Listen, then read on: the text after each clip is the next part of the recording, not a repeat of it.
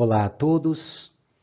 Esta é a apresentação do trabalho intitulado Reflexões sobre os conceitos de Vygotsky no século XXI, a formação docente, o uso de ferramentas digitais e o socio-interacionismo nos espaços virtuais.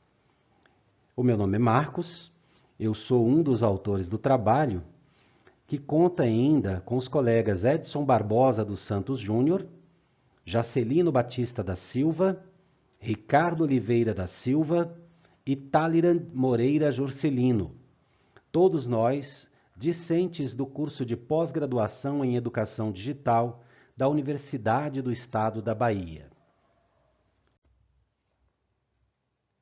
O fato que leva ou que levou à construção desse trabalho começa com a declaração da Covid-19 como sendo uma pandemia mundial a partir de fevereiro do ano de 2020. Um problema grave surgido com a Covid no âmbito educacional foi a percepção da falta de letramento digital de professores e alunos. E uma das soluções que foi vivenciada na prática pelos profissionais da área de educação foi a verdadeira necessidade de se reinventarem nas suas práticas pedagógicas.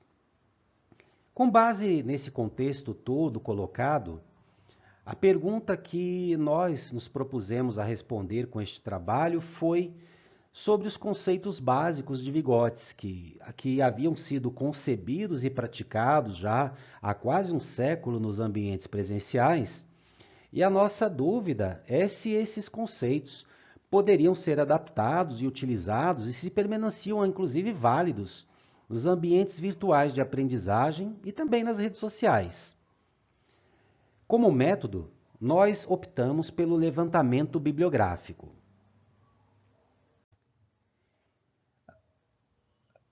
O trabalho prossegue com um questionamento, ou um aprofundamento sobre a questão da crise sanitária, a tecnologia e a formação de professores.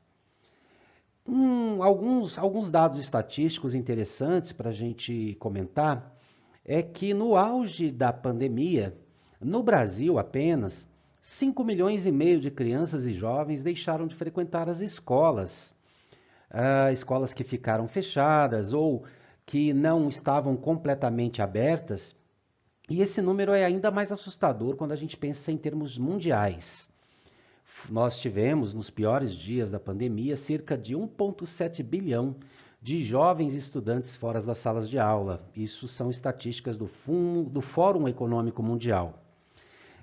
Dados recentes, que podem ser encontrados na internet, mostram que ainda há um contingente de 170 milhões de estudantes que não voltaram para as salas de aula. Isso é extremamente preocupante.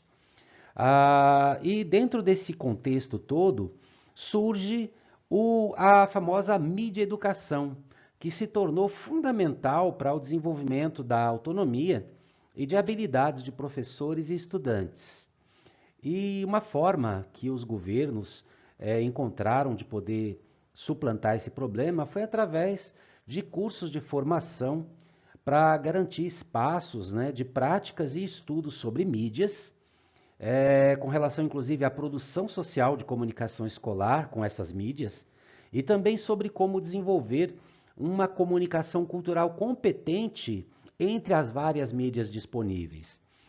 Na mídia, se a gente se dedicar a uma pesquisa, a gente vai ver bastante coisa sobre transmediação, aproveitamento de uma mídia em uma outra finalidade para a qual ela não havia sido prevista anteriormente. O nosso trabalho ele focou bastante na questão do letramento digital. E é importante que nós conheçamos e saibamos do que estamos falando a respeito disso. Nós buscamos lá em Busato a definição de que letramentos digitais são conjuntos de letramentos, práticas sociais que se apoiam, se entrelaçam e se apropriam mútua e continuamente por meio de dispositivos digitais para finalidades específicas, tanto em contextos socioculturais geograficamente e temporalmente limitados, quanto naqueles outros contextos construídos pela interação mediada eletronicamente. Aqui nesse destaque, a palavra mediada eletronicamente é proposital. É para fazer uma referência ao conceito de mediação de Vygotsky. Freitas, outro autor também consultado na nossa pesquisa, afirma que ser letrado digital inclui, além do conhecimento funcional sobre o uso da tecnologia possibilitada pelo computador, um conhecimento crítico desse uso. E aí, a gente tem que reforçar aqui que as competências para o letramento digital, elas podem ser classificadas de acordo com 3 princípios fundamentais. O primeiro deles é usar, ou seja, ter fluência técnica, conhecer a tecnologia e poder aplicá-la da melhor forma possível. A segunda competência é compreender, ou seja, ter uma consciência crítica da sua utilidade e do seu alcance do ponto de vista pedagógico. Até onde isso pode me levar, quais são os benefícios, as vantagens e desvantagens que o letramento digital me traz.